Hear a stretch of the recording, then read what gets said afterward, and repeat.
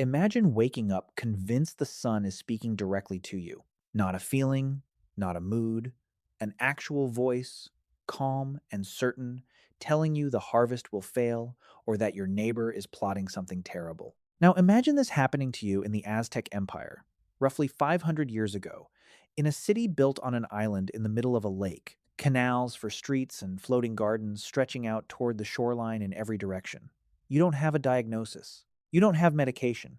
You definitely don't have a therapist named Dr. Sorensen who charges $200 an hour to lean forward and ask how that makes you feel. There is no clinic down the street, no crisis line, no waiting room with soft lighting and a magazine rack. What you have is a healer with a bundle of dried herbs, a temple with a very specific god assigned to exactly your problem, and possibly a ceremony involving cacao, copal smoke, and a lot of very serious chanting directed squarely at you, while your entire extended family stands nearby, watching intently, hoping whatever is happening in your head decides to leave quietly. And here's the strange part.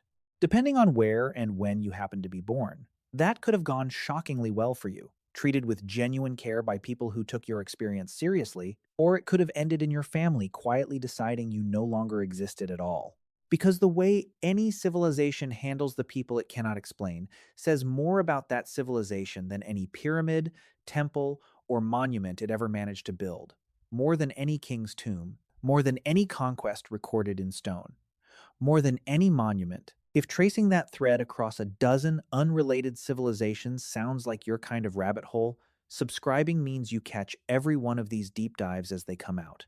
And there is a lot more strange, uncomfortable, genuinely surprising history still ahead, one civilization at a time, one uncomfortable comparison at a time, told the same calm, unflinching way every time, without the jokes softening the parts that genuinely deserve to sting a little. Start with the physical evidence, because it is genuinely startling. Archaeologists digging in sites scattered across Peru, Neolithic France, ancient China, and pre-Columbian Mesoamerica have all uncovered the same bizarre artifact. Human skulls with a neat, deliberately carved hole in them. Not battle damage, not animal bite marks, not accidental trauma of any kind. A clean, intentional opening, and in a striking number of cases, the bone shows healing around the edges, meaning the person survived and lived on afterward with a literal window cut into their head. This procedure is called trepanation, and the leading theory is almost comically direct. Drill a hole, let whatever is causing the trouble escape. Confused all the time? Open a hole. Hearing things nobody else can hear? Open a hole. Behaving strangely, violent, or simply impossible to reason with? You already know the answer. Grab the sharpened stone tool. Scrape carefully, patiently, methodically. Try not to hit anything important underneath. Bandage it up carefully and hope quietly for the best. Somehow, an astonishing number of patients survive this, which either speaks to remarkable surgical instinct for people with no anesthesia and no germ theory, or an enormous amount of luck stacked on top of enormous amounts of trial and error. What makes this genuinely eerie is that these societies had zero contact with one another, separated by oceans, mountain ranges, and thousands of years, and they all landed on the exact same peculiar solution independently, using entirely different tools, entirely different religious frameworks, and entirely different explanations for why it worked. That either means something remarkable about how human brains converge on ideas when faced with the exact same terrifying problem, or something slightly unsettling about the limits of ancient problem solving in general. Possibly both at once, working together the way most enduring human ideas seem to. Travel east, and ancient Chinese medicine offers a completely different framework, one built around balance rather than intrusion. Early Chinese physicians, drawing on texts like the Yellow Emperor's Inner Classic, treated the mind as inseparable from the organs, believing that mental disturbance arose when vital energy, or qi, became blocked or unbalanced within the heart, liver, or spleen. A person overwhelmed with fear was thought to have qi collapsing in the kidneys. A person consumed by rage had qi surging violently through the liver. A person unable to sleep, constantly startled, and drowning in racing thoughts was often described as suffering from disturbed heart spirit, a category that maps unnervingly well onto what a modern clinician might recognize as chronic anxiety. Treatment involved acupuncture to restore proper flow, herbal remedies tailored to the specific organ involved, and lifestyle adjustments.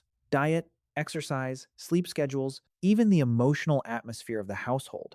Since a chaotic home was believed capable of disturbing an already fragile balance further, physicians kept detailed case observations describing patients who talked incessantly, patients who withdrew into total silence, patients gripped by uncontrollable fear, and patients swinging unpredictably between extremes of energy and total exhaustion, cataloging each presentation against the organ system, believed responsible and adjusting treatment accordingly over repeated visits rather than settling on one single remedy for every case. This was not a spiritual accusation.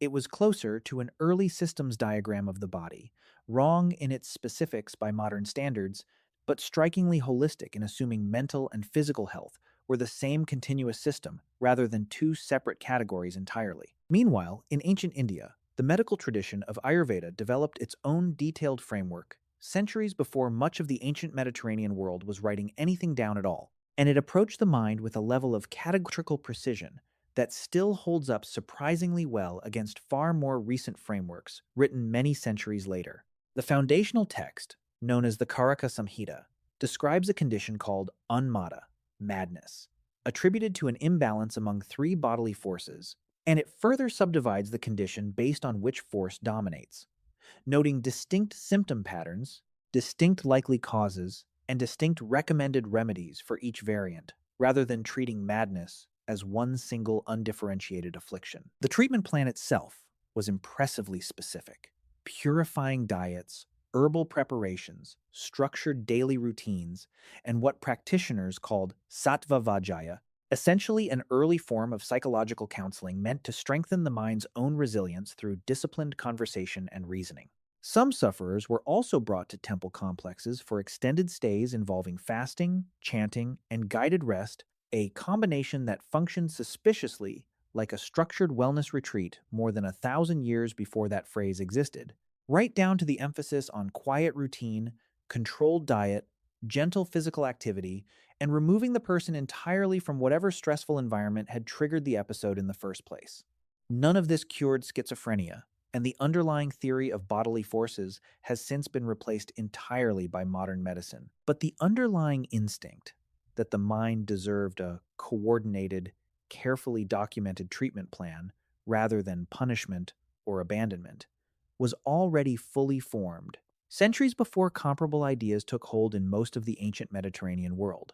Egypt gives us something else entirely: genuine medical documentation. The Kahun Papyrus, one of the oldest surviving medical texts on the planet, attributes a range of emotional disturbances in women to what physicians described as a wandering womb, an organ they believed could physically shift position inside the body and disrupt the mind along the way. Wildly incorrect anatomically, but notice what it is not. It is not blaming demons or divine punishment. It is proposing an internal physical mechanism that simply needs correcting through diet, fumigation, and rest. Physicians would burn specific aromatic substances beneath the patient in an attempt to encourage the wandering organ to move back into place, a treatment that sounds absurd today, but reflects the same basic instinct as much of the rest of ancient medicine: find the physical cause and intervene on the body directly rather than assuming the problem originates somewhere unreachable. Egyptians also built dedicated healing spaces, most notably at the temple complex near Deir el-Bahari, where the distressed could sleep within the sacred grounds and receive a guided dream said to point toward recovery, a practice historians now call incubation therapy. Calm architecture, structured sleep, symbolic interpretation of dreams. Functionally, this is closer to a supervised retreat than a punishment, and arguably more pleasant, at least in atmosphere, than plenty of psychiatric wards operating today. Priests attached to these temple complexes were also known to record the content of these guided dreams in writing, building an early archive of what patients reported experiencing alongside notes on how each person's condition changed over the following weeks. Ancient Greece ran two philosophies at once, and they never fully reconciled.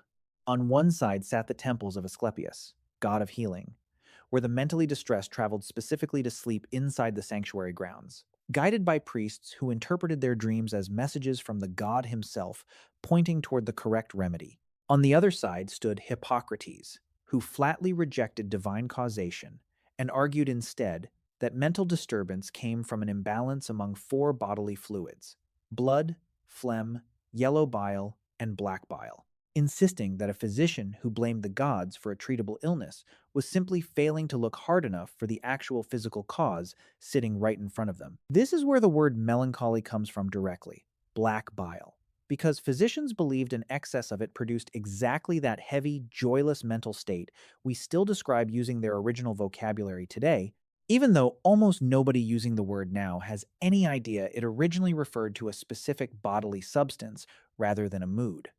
Was the specific fluid theory correct? Not remotely. But the underlying claim that mental illness had a physical, biological basis rather than a supernatural one was radically ahead of its moment. So far ahead that much of the world would not consistently return to that same basic assumption for roughly 2,000 years afterward, which is a genuinely uncomfortable amount of time for an idea this fundamental to sit around waiting to be taken seriously again. Back across the ocean, the civilization that opened this entire story, the Aztec Empire, had its own richly detailed system running at the same time as much of what we just covered in Europe and Asia.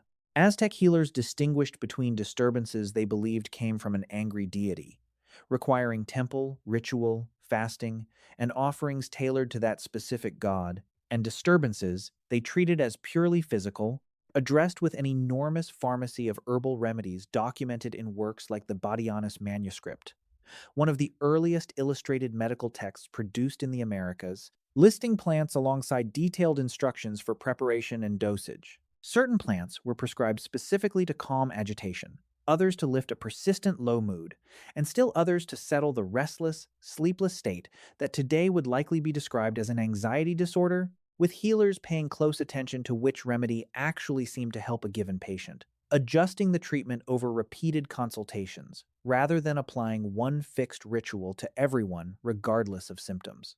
Rome largely absorbed Greek medicine, and then did something genuinely notable with it. The physician, Cyrannus of Ephesus, practicing in the early 2nd century, argued forcefully against restraining or isolating disturbed patients, insisting instead on well-lit rooms, gentle conversation, calm surroundings, and a caretaker who spoke to the patient rather than at them. He specifically warned against total darkness, harsh restraint, and cold, damp rooms, arguing all three tended to worsen a patient's condition rather than calm it, and recommended instead that caretakers introduce familiar faces gradually rather than crowding an agitated patient with strangers. Guidance that reads almost like a modern hospital policy memo. Roman law, unfortunately, cut in the opposite direction just as often. Under a legal mechanism, allowing families to have a relative declared incapable, a wealthy household with an inconvenient, embarrassing, or simply expensive relative could have that person confined and their property handed over to a guardian appointed from within the family itself, and the decision rested with magistrates and family members rather than any physician actually examining the person in question. Genuine suffering and naked greed frequently produced the exact same paperwork, and there was rarely any independent process to tell the two apart once a family had decided which story suited them better. A truly disturbed relative, and a merely inconvenient one, could end up confined under the identical legal justification, which says something uncomfortable about how easily a medical category can be repurposed the moment money, property, or reputation enters the picture. The medieval period gets remembered almost entirely for demonic possession theology in Christian Europe, exorcism as standard practice, and genuine cruelty toward the afflicted. All of that happened. But an enormous, frequently ignored counterstory was unfolding at the same time across the Islamic world, stretching from Iberia to Central Asia. The physician known as al-Razi, working in Baghdad, is credited with heading one of the earliest dedicated psychiatric wards inside a general hospital, treating mental illness as a medical condition requiring observation, medication, and structured routine rather than punishment, and reportedly favoring a gentle, encouraging approach with patients rather than harsh discipline, on the theory that fear only ever made an already frightened mind worse. These hospitals featured running water, shaded gardens, music, and physicians who kept detailed case notes on their patients' symptoms and progress, centuries before similar institutions existed almost anywhere else in the world. Physicians across the wider Islamic world during this period also debated treatment approaches openly in their writing, some favoring calming environments and gentle routine, others experimenting with specific diets and medicinal compounds. Building and evolving argued over body of medical literature rather than a single fixed dogma repeated unchanged from one century to the next. Japan quietly built its own remarkable answer during roughly this same medieval stretch of history, one that still functions today. Near a shrine dedicated to a healing deity outside Kyoto, in a district now known as Iwakura, local farming families began taking in mentally ill pilgrims who traveled there seeking a cure, housing them, feeding them, and folding them into ordinary household and farm life, rather than isolating them. This community based foster arrangement continued largely unbroken for centuries, an entire district organized informally, without any central authority ordering it, around the simple principle that a disturbed mind did not disqualify a person from daily life, useful work, or belonging somewhere among ordinary neighbors who knew them by name. Pilgrims who came seeking a cure at the shrine and never fully recovered were not sent away once the prescribed period of prayer ended. Many simply stayed, folded permanently into a household that needed an extra set of hands in the fields and was willing to look past whatever unusual behavior came along with that help. No formal medical theory drove any of this. It ran almost entirely on practical necessity and neighborly habit, repeated so consistently across so many generations that it hardened into an actual regional institution. Move forward several centuries, and Europe's asylum era produced one of the darker chapters in this entire history. The Salpêtrière Hospital in Paris, before major reform, housed thousands of women, many committed for reasons barely related to genuine mental illness, poverty, epilepsy, simple family inconvenience, in chained, overcrowded wards that the public occasionally toured almost as a curiosity. Watching disturbed strangers as casual entertainment was not considered strange behavior at the time, which tells you plainly how far removed from personhood these patients had become in the public imagination. Physicians of the era often described the patients in purely clinical, almost zoological language, cataloging symptoms and behaviors for observation the same way a naturalist might describe an unfamiliar species, rarely pausing to record anything resembling the patient's own account of what they were experiencing or why. Then, in 1793, the physician Philippe Pinel ordered chains removed from patients at that same institution, arguing publicly that mental illness was a treatable condition and that brutal confinement actively worsened outcomes rather than controlling them. He replaced iron restraints with structured daily routines, fresh air, useful occupation, and conversation between physician and patient, and reported that many individuals who had spent years shackled and violent grew calmer within weeks, once treated as people capable of recovery rather than dangerous animals requiring permanent restraint. Roughly half a century later, an American schoolteacher named Dorothea Dix toured jails and almshouses across the United States and documented mentally ill people kept in unheated cells alongside criminals, sometimes chained, sometimes caged, with no medical care of any kind offered to them. She compiled these findings into detailed memorials presented directly to state legislatures, describing exactly what she had witnessed in plain, unflinching language, naming specific counties, specific institutions, and specific conditions rather than speaking in vague generalities lawmakers could easily dismiss or wave away, and then spent decades traveling from state to state, repeating that same argument to whichever lawmakers would listen, ultimately helping establish dozens of hospitals built specifically around humane treatment rather than confinement for its own sake, an effort that reshaped how an entire country approached mental illness within a single working lifetime, largely through the sheer persistence of one woman who simply refused to accept that suffering witnessed firsthand could be politely ignored forever. By the later 1800s, the neurologist Jean-Martin Charcot, working at that same Salpêtrière, transformed the institution into a serious center for scientific study of the nervous system, training a generation of physicians in careful clinical observation and holding public lectures that drew students from across Europe eager to learn his methods firsthand. The knowledge kept sharpening, case by case, symptom by symptom, building towards something recognizably closer to modern neurology and psychiatry. The asylums built to house that growing knowledge, meanwhile, kept filling far beyond what any humane system could actually manage. Understaffed, overcrowded, and increasingly reliant on the same restraint and isolation the century's own reformers had spent their careers arguing against. There is a modern echo worth pausing on here, too. Iwakura's foster care tradition, the temple retreats of Egypt and India, and the humane instincts of Serranus all predate any formal concept of community mental health care by well over 1,000 years in some cases. And yet, contemporary reform movements, pushing to keep people with mental illness embedded in ordinary neighborhoods rather than isolated in institutions, are often described as a fairly recent 20th century innovation.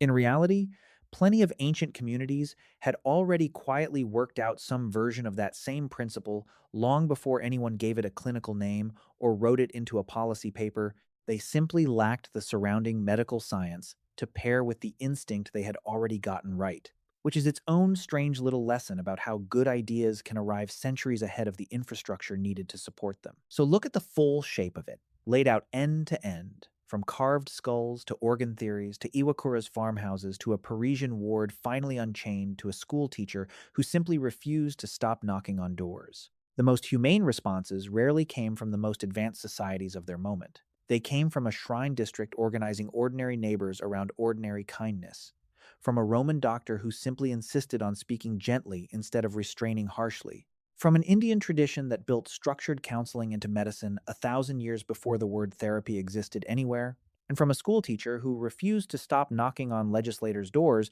no matter how many times she was politely dismissed. Meanwhile, plenty of genuinely brilliant medical thinking sat right alongside legal systems built to be abused and institutions built to be gawked at, sometimes within the very same city, the very same century, occasionally even the very same building a few decades apart. Getting the biology right and treating people decently have never automatically traveled together. And nothing about better knowledge today has fully closed that particular gap either, no matter how advanced our diagnostic tools or medications have become in the meantime.